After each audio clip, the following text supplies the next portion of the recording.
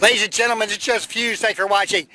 You know, I woke up this morning and I looked at my YouTube account and I realized there are like 6 or 7 videos on my YouTube account that are defending George B. McClellan, posted by me? Oh my God! Have I become a George McClellan apologist? I can't believe it. Oh my God! I can't believe it. George McClellan! George McClellan! You mean the George McClellan from the Civil War? The guy that Abraham Lincoln and Robert E. Lee and everybody, you know, that George McClellan? Okay, calm down. Okay, now I'm going to try to, I've come to the last place that I think I hated George McClellan. I think, because it's all a little bit murky, okay? So I'm going to try to retrace my steps and find the last place where I hated George McClellan and figure out what the heck happened. Somehow, Joseph Hewes has become a George McClellan apologist. So, you know, oh my God, what happened? Okay, so I'm gonna walk around here a little bit, and I'm on the battlefield at Antietam, and I'm gonna try to retrace my steps and try to figure out what happened. Okay, so basically, I grew up in America just like the rest of you. Okay, now, and I read the history, and I've been told the history, and I've been indoctrinated the same way everybody else has. Okay, I watched Ken Burns' Civil War documentary. You know, I've read all kinds of books about Abraham Lincoln. I've read all kinds of books about Ulysses S. Grant, William Tecumseh Sherman, Joshua Lawrence Chamberlain. Not so much from a southern perspective, you know, mostly from a northern perspective, but you know, I have been taught the history just like everybody else. Okay, George McClellan was a bumbling idiot. I mean, did you see Ken Burns' video? Oh my God, he was a complete idiot. Okay, and his massive army was thrown around like a rag doll by you know, by Robert E. Lee's tiny army. I mean, come on now, okay? We all been taught the history, okay? And of course, you know, we all love Abraham Lincoln, and we all know that you can't love Abraham Lincoln and think George McClellan was anything but an idiot. Okay, I mean, because Abraham Lincoln was Abraham Lincoln. He saved the country. He was martyred. He died. Everything he did was perfect. And, you know, he was Abraham Lincoln. He's like a god now, isn't he? Okay. And of course, you know, Robert E. Lee, okay, you know, from a southern perspective, he's like a god too, okay? So, yeah, he was George McClellan's opponent, right? So if Robert E. Lee is like a god from the southern perspective, and very well respected from a northern perspective, you know, how can George McClellan be anything but an idiot, okay? So something happened to me, you know. Yeah, I stumbled upon some videos on YouTube, and, you know, like George McClellan's merry-go-round or something like that, and a bunch of stuff, basically defending George McClellan. And I said, what the heck is going on here? I need to get some books. I need to read about this. So I got about 10 books. And I found out that there are some books out there that actually defend George B. McClellan, which is really kind of threw me for a loop, to be honest. And yeah, but I read those books. And I also got I got 10 books, which were actually like, you know, letters home from soldiers from the Army of the Potomac, because I wanted to confirm some of the things that were in those books. So now, you know, these books, you know, one of them is Ethan Rufus's McClellan's War, which actually was a pretty good book, and it made some very good points about George McClellan, okay? You know, and then I studied George McClellan's campaigns, okay? Yeah, of course, now he had what's called the Peninsula Campaign, okay? And of course, I was taught, just like everybody else was taught, that that was just a whacked out idea, stupid idea. I mean, you take the entire Union Army, the entire Union Army in the East, you know, down from Washington, D.C. on boats and put them on the tip of the peninsula, and then you work your way up and blah, blah, blah. And like, you know, why didn't he just go overland? I mean, isn't that what Abraham Lincoln wanted? Okay, I'll show you where I'm at here. Actually, I don't know if you can see very well, but I think Bloody Lane is over in that direction, and the visitor center is up there. Okay, so I'm kind of halfway between. So I'm going to have to stop for a second because I'm getting a little bit winded here, and it has nothing to do with what kind of shape I'm in. I think it's the emotional turmoil of discovering that I'm a George McClellan apologist. But anyways, I'm going to stop right here and talk a little bit. Okay, now as far as the Peninsula Campaign is concerned, you know, I actually read George McClellan's book, and I actually read his justification for wanting to do that. Okay, now basically what he said is that you can't go overland because the roads in Virginia are so bad that if your army gets halfway between Richmond and Washington, D.C., and then it rains for like 3 or 4 days and all the roads become mud, you've got an army stuck out in the middle where it's kind of paralyzed and it's very vulnerable. And the enemy can cut your communication lines, and it's difficult to supply like a 100,000-man army. And, you know, actually thinking about that, that kind of makes sense, you know. I mean, the roads in 1862, you know, we didn't have I-95 going down from Washington, D.C. to Richmond.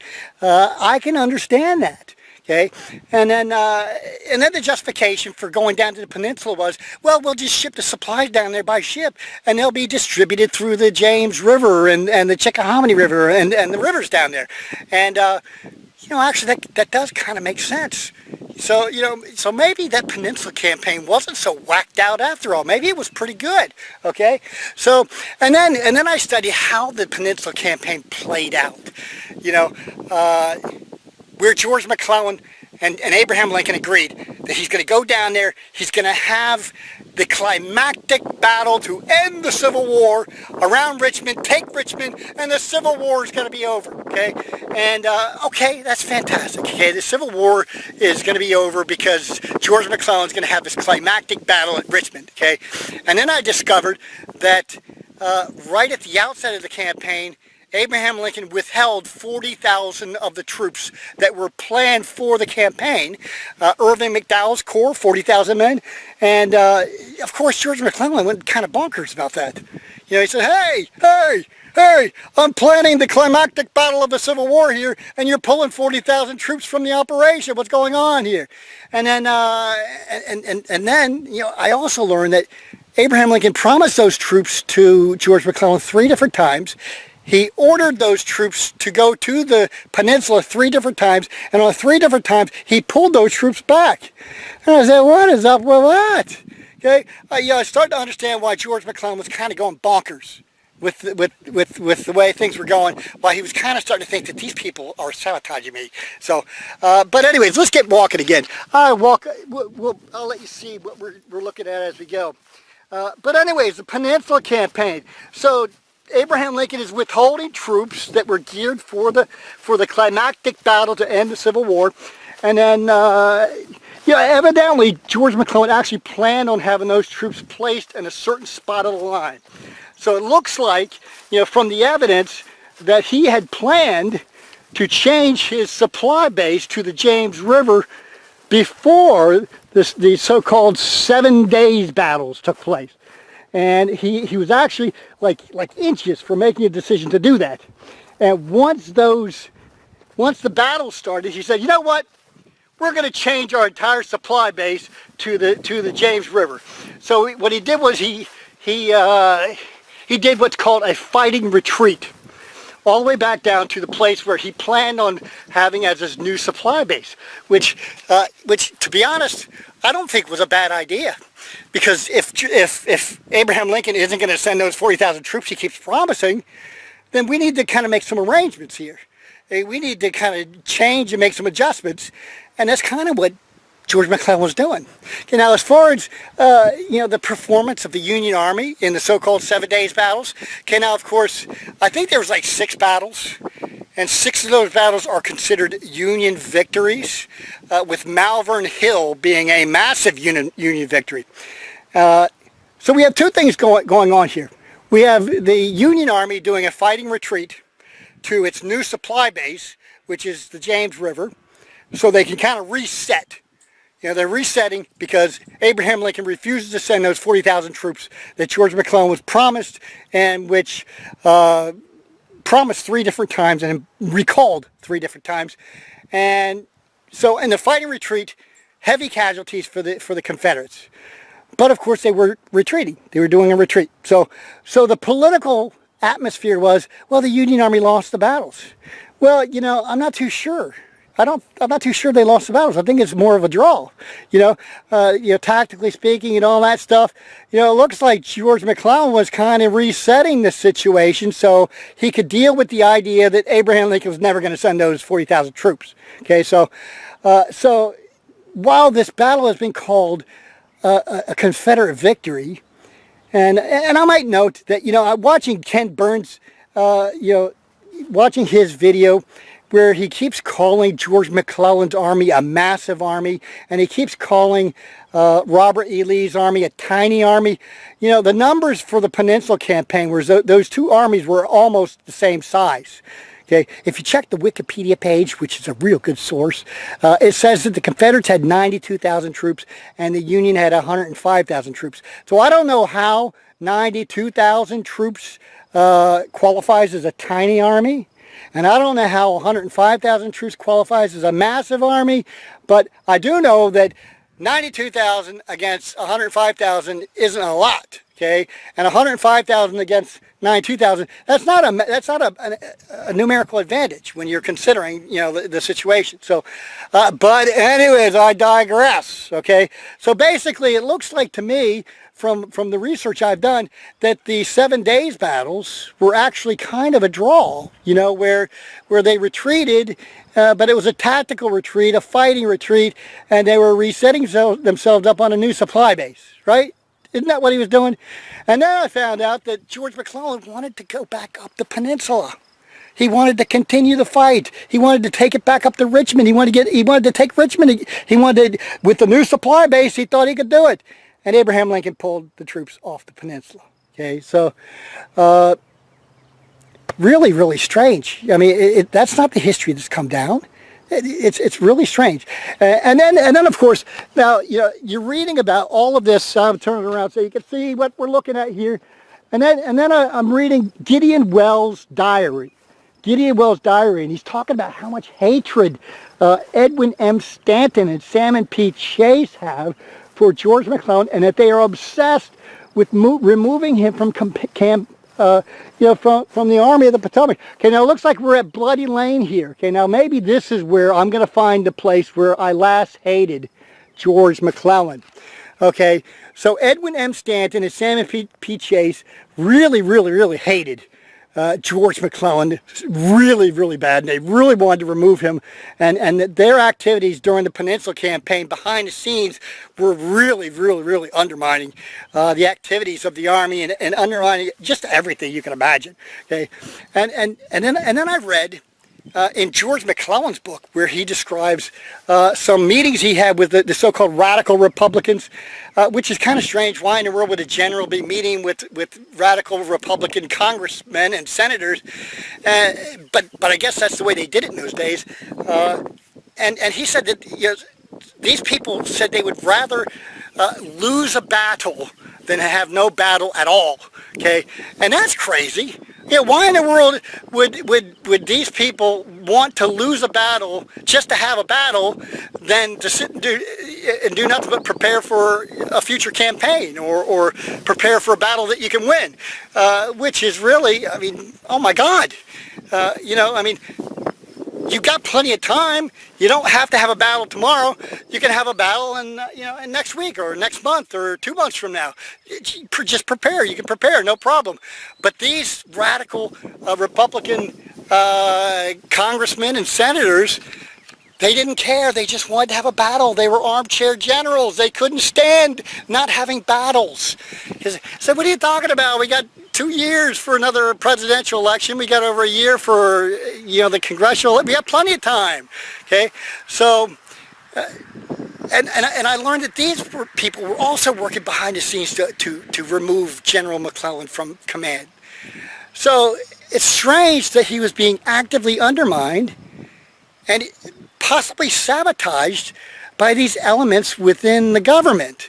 And, you know, you couple that together with you know, he actually did pretty well in the Peninsula Campaign, and they almost won, and it was kind of a draw, and their army was still there, ready to go back up the peninsula. You start to think that George McClellan was getting a raw deal, okay? So let me walk down here. This is Bloody Lane, looks like, and maybe I'll find the spot here where it was the last time I hated George McClellan. Okay, now, after the Peninsula Campaign, of course, you know, Edwin M. Stanton and Salmon P. Chase, they convinced Abraham Lincoln to remove George McClellan from command of his army. And what they did was they brought his army up and dispersed it, basically. Basically, they dispersed his army, and they gave most of it to General John Pope in his Army of Virginia, newly created for the purpose of removing George McClellan.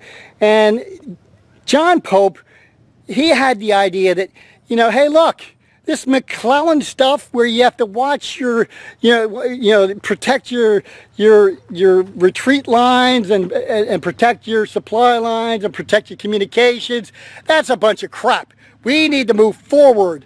We need to do the overland campaign. And who cares if the roads might turn into mush? Who cares? And so that was kind of music to Abraham Lincoln's ears. That's the approach he wanted. He didn't, he wanted the Union Army to behave like Stonewall Jackson. He wanted, George McClellan to have a foot cavalry, the same way Stonewall Jackson had. Move fast, attack, do flanking movements. Okay. The only problem is, through the study I've done is most of Stonewall Jackson's exploits were in friendly territory. And obviously, it's easier to move in friendly territory than it is to move in enemy territory. And every time Stonewall Jackson, which was only one time, was in enemy territory, it was about basically the Battle of Antietam, he moved a lot slower. And he didn't meet his deadlines, and because he didn't meet his deadlines, he almost, the Army of Northern Virginia was almost destroyed. so, and same with Robert E. Lee. He did real well when he was in his friendly territory, but he didn't do real well when he was in Northern territory, because of the concept that when you're in friendly territory, it's easy to move. When you're in enemy territory, not so easy to move. And then I keep thinking, well, George McClellan is in enemy territory, and they're complaining he's not moving fast enough. Okay, so now we've got John Pope in enemy territory, and he's saying, we're going to move fast, we're going to do the overland campaign, we're going to attack, we're not going to supply lines and lines of retreat and communications. Who cares about that? And then suddenly, his supply lines and his lines of retreat and his communications were cut off. And during the Second Battle of Bull Run, General Halleck, kind of had to tell George McClellan, when they're trying to figure out how to reinforce that army, that he had no contact with John Pope. He said, well, I'm not really sure where his army is. We don't have contact with him because the Confederates cut off his communications. And George McClellan is, well, if you don't know where his army is, how can I reinforce him? Now, of course, George McClellan's gotten a bad rap for not reinforcing John Pope as fast as he should have. But let me ask you, how can McClellan reinforce an army that he doesn't know where it's at? Okay, because its communications have been cut off, which kind of vindicates George McClellan's view that the overland campaign was fraught with danger, fraught with problems, fraught with, you can't supply, it rains for 3 days, suddenly all the roads are mud, and your army's paralyzed. Okay, so it kind of vindicates, the idea that, George McClellan had that, the overland campaign sucks. Let's use the peninsula. So, but anyways, okay, so here we are, the Second Battle of Bull Run, and John Pope gets his butt kicked, basically. And the Union Army in the East has to retreat into Washington in chaos. Okay, now, of course, the Union is kind of at risk now, because not only has Abraham Lincoln pulled the army off of the peninsula, which Robert E. Lee and Jefferson Davis were thrilled. Okay, they were the two most happy people on the planet when Abraham Lincoln decided to pull George McClellan's army off of the peninsula. So we had that one event, and now we've got and of course that turns the whole campaign into a failure. Okay, and then we've got John Pope getting his butt kicked at Second Manassas, or the Battle of Second Bull Run, depending upon your perspective. Okay, so now we've got the Battle of Antietam coming up, and hold on. I think I see the place where I last hated George McClellan. Hold on.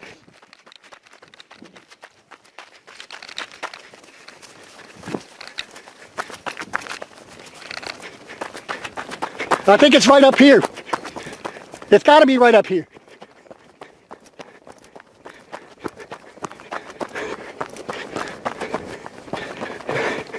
Come with me, people.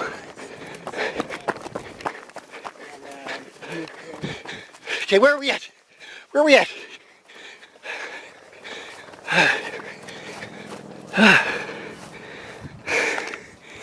I don't think this is it. I don't think this is it. Okay, kind of lost my breath. Has nothing to do with me not being in shape. I think it's the emotional turmoil of discovering I'm a George McClellan apologist. Okay, just let me catch my breath. We'll continue. Okay, so we got the Second Battle of Bull Run. General John Pope quite nearly has his army destroyed. And the troops are streaming back into Washington, D.C. And Robert E. Lee is about to invade the Union. Oh my God. Okay, hold on. I got to sign off here because I'm starting to get emotional. I'll be right back. Okay, folks. I think I've recovered. It's kind of emotional here. I'm in kind of a nexus here. Let me show you what I'm looking at here. Okay, now this is Jackson's command, Anderson's brigade, DHL division. Okay, now many of you know that my great-great-grandfather fought for the 2nd North Carolina Infantry, and he was here in Bloody Lane. And I was thinking maybe this is the spot where I last hated George McClellan, and I don't think this is it, to be honest. So the crisis has been, that was kind of a false alarm. Now I apologize for that. Okay, so back to my analysis. Okay, so General John Pope's army has been almost destroyed. Just preceding that, the Lincoln administration pulled the Army of the Potomac off of the peninsula, which basically conceded to the Confederates a victory, which in my estimation didn't need to be done. But here we are, we're facing a crisis, you know, because we have these two defeats, with the second defeat being a climactic defeat. And evidently I'm still breathing hard from my almost emotional breakdown there. So we've got the Confederate Army about to invade the North. Okay, based on these two defeats, because they think they can win the war, and quite honestly, they can. They might be able to win the war if they win a victory on Union soil. Okay, so Abraham Lincoln is forced to put George McClellan back in charge of the Army of the Potomac. And it's not even the Army of the Potomac, it's just the shattered remnants of a couple armies. Basically John Pope's handiwork to the Union Army in the East. So, and the Confederate Army is invading the North. So Abraham Lincoln gives George McClellan two charges. Number one, you must repel the invasion of Robert E. Lee's army, because they just invaded. Number two, you need to save the Union, because if they win a victory up here, they win the war is over, Confederates win, there are two nations.